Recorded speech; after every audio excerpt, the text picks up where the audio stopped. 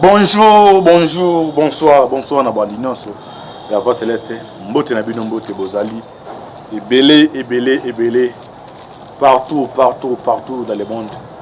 Vous avez dans l'abisso, au niveau Amérique, en Europe, en Suisse, na monument profiter du cas où dans Zurich. Maman Fatou, en Suède, Maman Magui, en Belgique. Siwa Mbanja, vous avez un niveau à Asie, Océanie, en Afrique. Sans oublier en République démocratique du Congo, c'est toujours votre aime de serviteur, Moïse Maman Kantiba, l'émission Bolingara.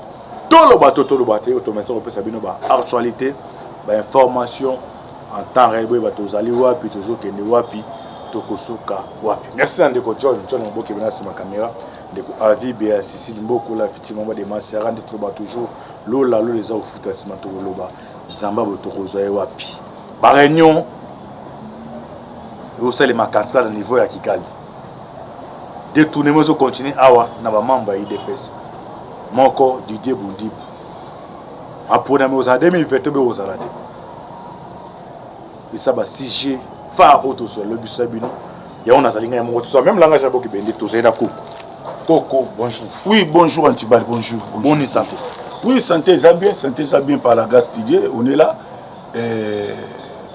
Nous sommes tous en boka Nzambe da otambusa biso. Ba réunion d'autres pas en Kapala qui Kigali pona va compléter contre RDC y compris na bateau baza soit za ba sénateur.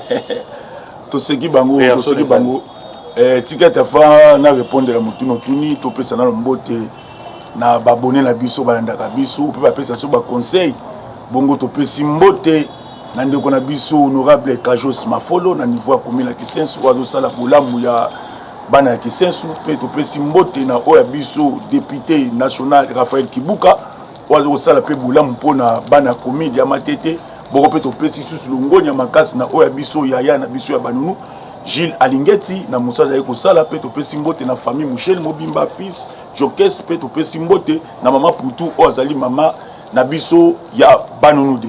OK, merci. Na motuno tuninga wana ba réunion oyo ezo salama na batuti eza ba réunion oyo bandeko wana vie ya ba effiance o bazaki nango na époque ya Kabila via contrôle ya ba carrière minière au bazwaki Congo lokola poulaye na bango et n'arrivé à Tshisekedi effiance wana est diminué ndo monta mosoka ba sénateur lokola Moïse Nyabugam komona mutu lokola Alexis Tambwe komona sénateur lokola Rubewa bazokende kokota réunion ya Kibondoki bakoti réunion pona nini batali ke fiance ese sili bango baoza su mbongo wapi bako manipuler su banani mais bazana quelques ba congolais oyo komona mutrokola Alexis Tambu Mwamba oyo azaki président ya Sénat mais tala république epesi ba pa ya chance ba diriger ba institution ya minene ya mboka il est toujours ka ba pa ya na ba kei vu que FARDC armée nationale la police congolaise via Moussala Bazoko Sala, na via service intelligent au ya République démocratique du Congo, na information bazo pesa, ne ba soda rwandais au bazana kati awa, na opérateur économique na bango, na quelques services spéciaux na bango batika awa na régime à Kabila, na tu ba docteur bandilonso ba champion niveau ba katanga wana, ba comprendre que ba comme na insécurité via frappe au phare de sa zobeta le Kito. Ndenga zokenda bamoni ke to kwasu ko bundala baonte parce que FARDC a commis la force moko frappe moko c'est tout 38e brigade o eza composé na ba soda congolais o bazo ba formation na Sarma Kibomango Kotakoli et bango nde ba ko venger ndomoni ba sénateur rwandais ba sénateur tanzanien ba tuti o baza na kati ya institution awa nde ba kenda di réunion avant que na Kigali wana bandana na niveau ya Kingakat basololi na Kabila batali Kabila pas participer na réunion na niveau ya Kingakat ba Rubero ba ko rejoindre bandeko kuna na niveau ya Kampala ya niveau ya Kigali o ba Rubero ba oti na niveau Afrique du Sud ba kei bandi ko solama sona bango batali vike baza suna force cité ndozo mona sénateur to bengeka sénateur Moïse Nyambuga bu sénateur congolais o ba kongo ba benga Moïse Nyambuga bu ata congolais to bité so congolais donc comme Moïse Nyambuga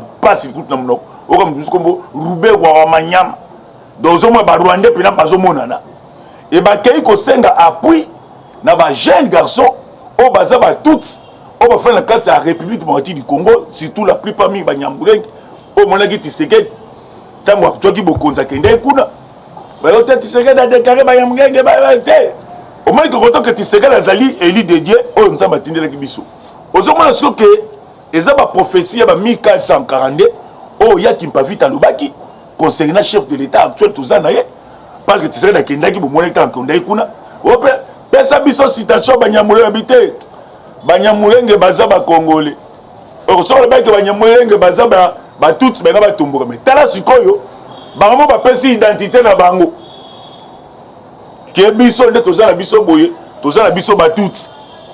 Ba ke réunion Moïse ba ina mboko na bango Banyabuka ba ina mboko na bango ba tchembo Nicolas Mesa ba recruter ba jeune tuti o baza na carte ya République démocratique du Congo ba ke ko sala renfort na M23 na armée rwandaise parce que ba comme na mesure ya kobunda na armée nationale mais nous on les apamba parce que on trop tard parce que ba stratégie oyo République démocratique du Congo auto sali donc on a avancé à Makasi et c'est pas pour yo mona ki chef de l'état tant azu ngwende na ye premièrement akende ko lukana no barasine ko kende nanu ko yeba source origine ya guerre wani sawapi origine yebe fiance oyo comme si ba chinois ba rwandais ba commerce ba les tout puissants na niveau à Congo mais cette fois-ci on sait de comprendre non bato ba vivre système ya boyebu ya singamulaï système ya kuluna fona ba kata bango ndam alors automatiquement le thème que basé sur la puité ba comme si on plaider pas nan parce que partout ba okende ba rejeter bango parce que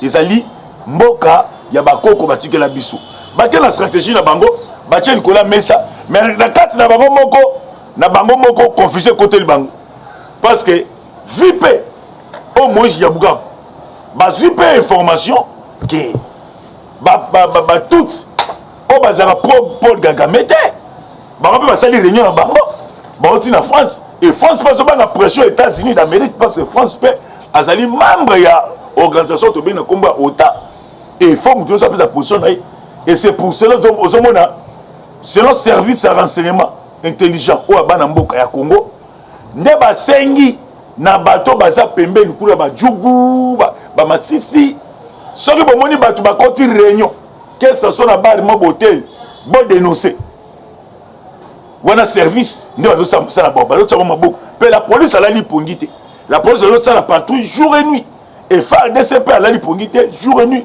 baza na kati ya terrain bazo ko avancer ndo moni ba Rwanda bazali awa basengi te ndeza boto créer ba stratégie na biso mais ba misosu batikali pe kaka na bisali bino na ba mission to saka na kata chaîne na biso o to lingaka mingi o bilepe olandaka mingi la voix céleste surtout na mission bo misa ko landa to lo baté bo mona ki ndeko na bango rwandaise to ben rwandaise parce que identité mo c'est ibani bo mona ki Jeannette na perchoir ya Assemblée nationale azwa parole devant Mbosso appelle sa citation Mbosso a expliqué comment l'armée ougandaise est continue dans la sol congolaise. Puis Mbosso appelle sa explication claire, financement de Woutouap. Mais automatiquement, il a dit que c'est étranger. Parce que tant que le pays n'a pas attaqué, il bloc n'a pas pour pas diverser. Mais ils sont députés, aux congolaises d'origine, de père et de mère. Heureusement, motion de mon tête. Donc, la motion de c'est là que non, baza batoyo, baza qui a biso. Ma stratégie au biso koto gouvernement Congo to sala pona, ba plan na zo salima, pas ba reno za ki. Na biso yo stratégie armée congolaise. Stratégie le gouvernement d'abord. Mais gouvernement a déjà ba disposition. Et ce n'est pas pour eux que le gouvernement baza ko écarter ba toutes. On baza dans cadre du gouvernement, baza belé. Basé belé que autant va combattre basé pena plusieurs basé belé même au niveau Sénat au niveau parlement basé belé et tout ça na ba médecin mususu même ba professeur mususu na iniki kuna basé ba Rwanda ba ke ko participer na ba réunion wana ba réunion stratégique donc pe armée congolaise service intelligent congolaise ba biso to multiplier ba stratégie yango bapesi mot d'ordre ntango omoni bato baza 10 20 bazosala banini mo boye automatiquement bodénonce bango parce que gouvernement congolais atie mwa kanyaka opesi fausse information gouvernement libéré mo eloko na yo parce que batie bato ya maboko baidentifie bango mpo to protéger mboka oyo bakoko batikela biso. Ok, merci. Tu es dans le deuxième dossier. Il y a un colonel Lili, bakangi na ferme ya François Biya. Asalini, azasko transféré na makala et la police. Mais na biso yo ezaki régime moko na ba François Biya, que François Biya yemo na nous étendait à Kabila. Étendait à Kabila, ba contre Kabila, François Biya, ma mbede belé. So moni un colonel na kata ferme François. Tolobaki la fois passée quand la mission tout ça la kawa. Que il faut justice ba que nous protéger François Biya pour appeler ça ba béi. C'est bien que mutu à François bazo lukango na ba tout. Tolobeta ma solo c'est bien tolobeta ma solo parce que au bon temps moi il a que colonel à côté a rien que espionner. Ba que ba sisi réunion ba yeba que le cause ba fausse information. Grâce à service intelligent au service intelligent tu peux suivre le longoni surtout service aux alliés des pères et des mères des pères et des mères la police est composée de pères et des mères armée est composée de pères et des mères ma pamboli na bilangwana ndo moni ba kei ko tchama bo na colonel wana même quand colonel la lobby banane batindi colonel wana ezali bato Kigali ezaba Kigali ezaba bato Kashamata. Ils ont il est grand temps. Le gouvernement congolais va décider pour évacuer Kabila. Pour arrêter Kabila. Parce que Kabila est les seules antennes vraies. Oh, il y a armée rwandaise à la République démocratique du Congo. Mais bien Burkina fait beaucoup de soldats. Alors si vous avez Bukangi maman policier. Il faut bâtir ma banque parce que ça est interdit. Baba Biloko Nyonso, Yaya François, ils sont sous contrôle de la justice congolaise. Mais yo tant yo koti kuna, o informer bato bazo kengela ngote. N'attention ni. Bazo lukamuto ya François. Bazo lukamuto François B. Po François B va transférer kuna na prison centrale na Makala. Yepe kande comme mat. Biloko alobaki. Soko moni to betaka ma solo la fois passée une émission au quand tout ça la na chaîne mingi la voix céleste. Ezaki na ba médecin congolais. Tala de ba congolais bazaka. Bazumbongo ba tout. Ezaki na ba avocat congolais, bazumbongo ba tout. Mais ça c'est le rapport que non via santé à François Biya et Boybani musu ba keti ko propager ba fausse information na ba réseaux sociaux. O François Biya kufi na esa ba tout que non akufité azali. Ote kasi ba pesa liberté provisoire. Sur place à liberté provisoire so ba pesa ki yango ndeko to kuta ndeko François et Bembe. Nde ba moment de fait kaimbi.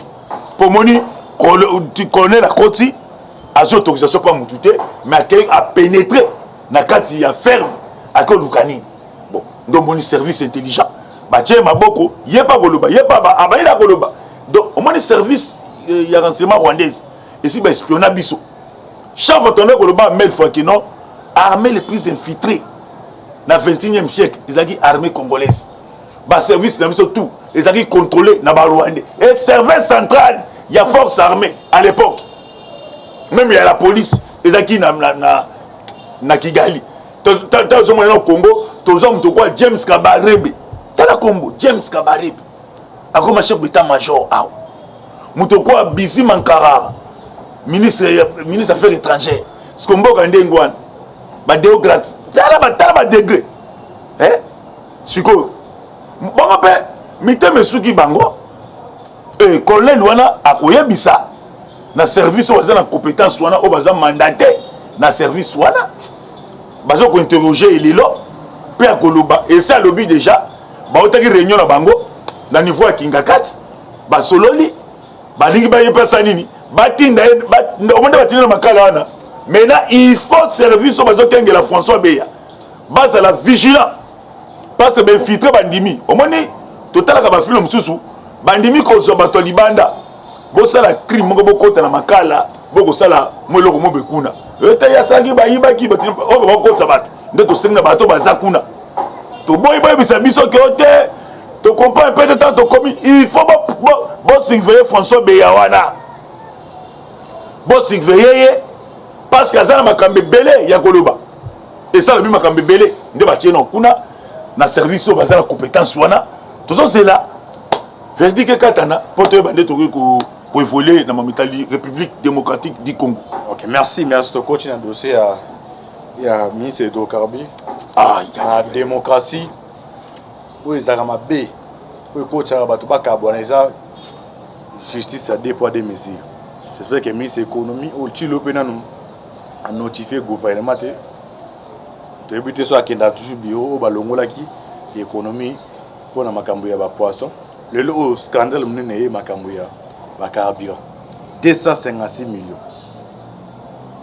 Faire information les eaux conditionnelles et au type français au Didier Bundibou on a dit moi qu'on a vu na IDPS ça a passé 2 jours dans un heure débuté tissu quoi ça libéré à Zawapi yo moko ya ba IDPS moko ya ba communicateur mécanicien za nini wana na comme si IDPS a chance de venir c'était tout t'es bon na omoni na ko sepela ni bubwe azana pour na mututé omoni na ko sepela ngaza tisekediste ngaza tisekediste pour mon IDPS à Lilo tout basu casquette c'est IDPS angaza muto IDPS mais so otali boy aza pena na maternité donc mukolo IDPS a reçoit contrôle du gouvernement qu'on nommé batisekediste nde mukolo mboke bon mo si longtemps IDPS a tinda ba combo oyo beza bato oyo baza na fondement pénalité ya Etienne Tshisekedi wa Mulumba tozaka ba problème ya mdela boy makamba Didier nazonga pena au koto makasi te parce que omoni eza comme si il na bato ba ki ko fingisa lit objet to sali parce que boyebi ke biso moko to bundi pona état de droit des opes ça passe kotala est-ce que ça yombo tout ça problème ni est-ce que Didier Mundi na simana ezaki na mutu tatindaki na poste wana toliaka mbongo mboka ezo barate auto koloba justice esala musala nango toyeba suite ya dossier ngo ekozala ndenge nini pour le quoi da batangi biloko bia kinoki justice ekokoma ote deux poids deux mesures te soki bamoni kende kwa sali mabe bakutia maboko so ba monique pote bi comment peut la monde politique mais na IDPS belé ba otika bango non ba otika bango non était ni ba preuve ezalaka te était ko ba lié musunde ba osaka ba lié net ba lié banane était ni preuve ezalaka te était na yaki ba bien pas procureur général a commis pour auditionner ye ba procureur bino était na bino dossier mo tiré na ndako na ko ba ke ba su dossier tanga yebo procureur bini via plainte sur la PC le lieu moi on souda que zaki mbamoka qui est makala ndete na kina makala était na fona na makala mais le quoi ma preuve ezala quitté nde procureur bino en attendant to luka ba preuve aux habitants nous na liberté provisoire bima nde était na bima mais justice c'est que musala ngo mais sans que na cas DJ donc tu représenter pression que non et to côté lié était tokoningande que justice le roi service intelligent batie maboko baye mais faut yeba pe muto apesi pe rapport wana akopesa peta super na kanda apesa peta sur na kanda pour yoti na munoko François B François comme quoi muto déjà donc nyoka bakati mutu tia ko pe otanga pe ko tena moni koko ndale ka émission na ba pesa que $500,000 akotanga ko po be abeta soka donc tout takaji osuna cassette ba tout takaji donc bitiki la tuboye to be baka soki Didier le boko ezali na kati ya saki bazui juste ezali wana baokanga ye mais non ke ekoma neti ngambu ya bato ya IDPS parce que biso nde tosali komba Didier Mundibu kuna te et Mundibu aza allié aza na parti politique na ye aza autorité morale na parti politique na ye il n'est pas de l'IDPS donc le quoi kombo côté na compte c'est IDPS ndo moni e komi kaka bato IDPS ya seul fois to senga le quoi remaniement zoya j'espère que le chef de l'État est que autorité morale ya parti politique IDPS de liste ko ya en tout cas il faut ko checker ngona ko checker ngo ko benga mabiso yo potomoni bozo fingisa ils ont fingisa tocha otorocha mabe tocha otorocha mabe siko tocha na ngamoko nazo remplacer na ba poste mususu un peu pour la sauver honneur ya kondo Tshisekedi wa mulumbu politi ya biso zaki ya boite zaki te maboko milai nde tolobi soka zuaki l'été satie maboko sobe batanga ka pona bitanga ta pona bike naza mona ba doute na place on a parce que rapport ya François Beyatanga bimisango dokotala na biso que a otanga batu mususu komona abotanga ka ba ministre ya IDPS François Beyo ka côté na mona ki dala boye si François Beyo ka otanga pena ko boya ya ba cadre IDPS François Bezomono ali ya komoke nango soke za solo coup de chapeau mais soke za bitanga tanga bati ka bitanga tanga pona ko bebisa réputation ya parti politique IDPS parce que IDPS c'est un parti politique qui est composé na ba valeur hein ba valeur ba za makasi na IDPS ke muto ayeboye te na bebisa ka lokoma IDPS na tanga dide mundebu justice ça musana ngo justice ça musana ma pona en 2023 procès te wana ezate pour ezate toi na pouvoir encore des tenté na watala donc menti bo ça elo na biso que ya martin fayulu ele so bo s'appelle na biso to ça sélection ni ma konke ezate na bité boko il est quasiment négatif papa biso ba négatif na positif etal biso te parce que c'est dictature donc je peux ça moi oh na pesa message IDPS o bato ndo espoir zaenda o ya na biso que biso IDPS ni IDPS o bato ndo pesa espoir non bato bali ya ba etali biso atibali na biso to yaki une esprit de démocratie mais to kuti devant bato bazali ba miyibi to ba faut s'imposer dictature pour mboka tambola bien bato ba benga na dictature bato wana ba benga na nini na ndenge nini to ça na contrôle la terrain PPRD lo baba lango na biso PPRD zali parti politique te des parti politique manette na bi composition PPRD de salama le bino boye pona bongo ça te pona biso to yaki bato basala il faut pas pesa biso temps ok Emmanuel Macron abi chef de l'état ko changer pays te na espace à 5 ans biso te élection c'était na lebite que la mboko Covid-19 il faut pas biso Covid mbongo nyonso l'état ko tsengi na recette ya trésor public et que ko sensa bata malade Chile gens ont Covid sans gens ont Covid tout ça c'est 145 territoires na biso yo makamba 245 territoires wana to koto to lale wana da meilleur projet au banda histoire je peux avoir meilleur projet na biso yo Chile gelou kasi au moins voilà yo comme appeler la place au beto bi que non projet 100 jours peut aller projet malalo baba bon parler o le bela moi c'est pas du tout na biso yo de formol yo lo baki na biso OK ba diriger mboka na ba formol te to diriger na biso yo to diriger l'état to diriger l'état mais bino population ba comme comprendre biso soki biso IDPS to diriger ki biso moko nde to nto ndima ki non en tout cas ba to ba na raison en tout cas mais quoi biso IDPS to diriger biso moko te to diriger na bato les salariés est individuel na biso même si les salariés est individuel voilà c'est pour ça bino ntango na bino ezali na caractère mutakufi kabila bobi yamba bino pe bon mataboki eloko yango moni sikoyo lokolo bimakambo wana yango to binini ke donc to changer tactique de jeu so to songi maponami toza pressé nango te parce que mbongo ezate na trésor public tozo luka ya royi ezali ba partenaire 245 millions ezali 245 millions ezate mundi bopena azute nan ba confirmer bisote ba bengi kaka pour l'instant ça non innocent to songi na makambo lobi ya nina to boni de to kei biso to diriger pays na batu nyonso nde otala na mathématique ensemble A pesi B o pesi B to soki IDPS to diriger ki mboko biso moko gouvernement composé na bato IDPS ba cadre ya parti politique IDPS ndate to ndima ate bato pena mais quand to diriger ngo net na gouvernement IDPS a comme ministre to la oui ministre non c'est une population mais il y a une population quand vous êtes oui il y a notre assimé boyer élection exatée parce que ma copine mais ça faut benga na bino vous exaté la du peuple c'est la mission que peuple nzamba bongo la raté on banga va comprendre bino so bato ba olia na ipe na za peuple na pe na peuple ministre yibi mbongo ministre économie o zimbongo ba mbolongo na ba poulet am to IDPS peuple habite am to IDPS habite azam to ba tu quoi FDC donc pour la sa population Ce qui est de Pesbiso, tu diriges qui biso moko. Tonton Dimaki a tout cas bateau. Mais tu diriges pays na bateau.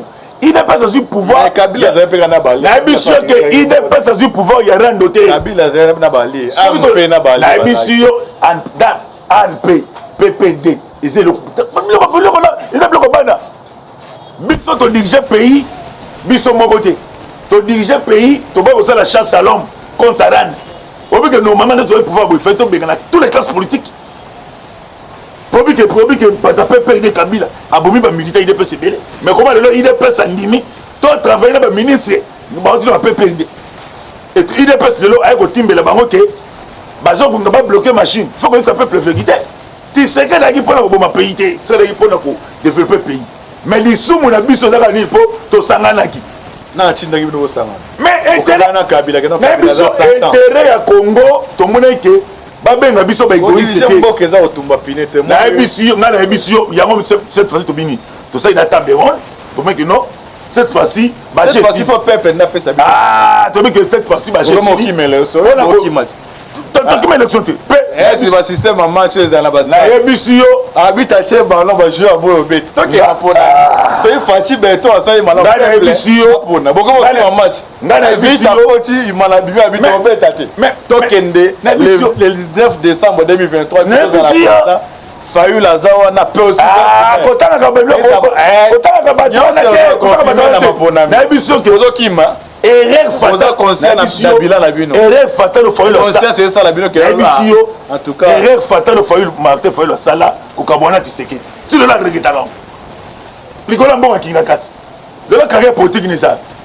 à part Kobine bobino bosi mandat lelo pour mais tosi mandat na so songi côté national bilan te to sana nous po be foko to sali be foko belé ba mona to ba mona calamité ndo boni chef de l'état après réunion na niveau à Nairobi chef de l'état est-ce qu'on a système à chicote film c'est déjà tard exactement na biso ana mapona na biso ndo bokanza papa to na mbongo te to ze ba partenaire na biso ba allemand ba financer biso mais ba no abini via guerre ya Ukraine bosko na ba sombo ka souverain mto kata marambo souverain article biso ba papa arrêtez son cadre là et donc ça le peuple congolais oui to boite que le peuple congolais a le pouvoir voilà to boite mais peuple on banane biso peuple on a out papa na biso bilo e matite na biso moi so fait 5000 à ça na biso na kata contexte conseiller politique na biso on bana maboya politique papa yo mo pesa mo comme bilo na kata contexte politique bilo ke matite moye a ozoboya na biso eza conseiller politique eza mon devis na biso mon devis nja pambola pour mon devis na biso bana nja basa la politique mon devis na biso wana eza ndemo après ça mo bilo yebi ke bilo ke ya instant biso eza na kata mon devis na biso il faut qu'on s'adapter la situation sur le terrain. Vous comprenez?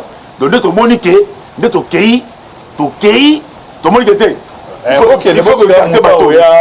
Non, oh. Tu sais que dans la mission Moulaï, mission on va passer la communauté internationale. Ah, parce que Martin Fayou, Bako Koutala Kabela Kingakas, gérance à pays et à bien. Le lot, tu sais que la sali befort. Et sa maman qui toque au dit. Na émission, Kolia, Bogolia Nabino. Mana de Sil. Na émission, tu sais que dans un grand joueur, grand jonquet, on va continuer à tambour. Na émission encore marqué. Na émission les Afriques. C'est ça l'Afrique. Voilà, d'abord comprendre Bino. Pour les alliés Moutaï DPS, vous comprenez. Nazali, tu sais que c'est la chose la vérité en Rwanda. N'a évité que Mboko est un otage dans Rwanda. Mbongo a République démocratique du Congo, dégéré au GFM. Kabila a foutu nos soldats tanzaniens, nos soldats rwandais. On les a passés. Mais tout ça. Et créer ça, pour le conseil de diplomatie, Kabila a tagué au Natra. Obi tu sais que tu récupérer au Natra. La diplomatie, on serait dans la salle. Parce que nous sommes au monde en côté. Ok, merci. Papa, bon, c'est la batte. Mot de la fin, tout Cabon. Mot de la fin, tu peux si abonner la mission sur Mbote. Nzambe appelle Sabino Kimia. Tobunde la Congo. Mon numéro est ali plus 243 84 40 69 461. N'appelle si Oanga Bolonga ni Mama Passa, Laetitia Sam Mbote, Elongo Nabana Nangai. Nzambe appelle Sabino Kimia. Ok, merci to commune Nasuka émission na biso émission Bolinaka. Tolobate otuzagi na koko. qui aille. Vous s'abonnez massivement à la chaîne à la voix céleste émission bolingaka. Toloba ne va toujours ce qui nous unit plus fort que ce qui nous divise. Les qui nous unissent c'est la République démocratique du Congo et ce qui nous divise c'est la partenance. Ok, on va où ça ngi sibiso ezali Congo. Tama pambola bino bo prier ma casse pour na biso. Ozana la critique comment et le antipa la pexa intimidation parce ah to betla sauver de ça nini et kodenda. Oza créer la démocratie. Ozali muto ala mu ko moni ko lo bara malamu. O bara mbazo lo bazo ko kosa. O benyi numéro ba komi to lo bate antiba la yo abe ngoya awa na koko bo sali débat. Merci na koko. Oui, merci. Ça pambola bino.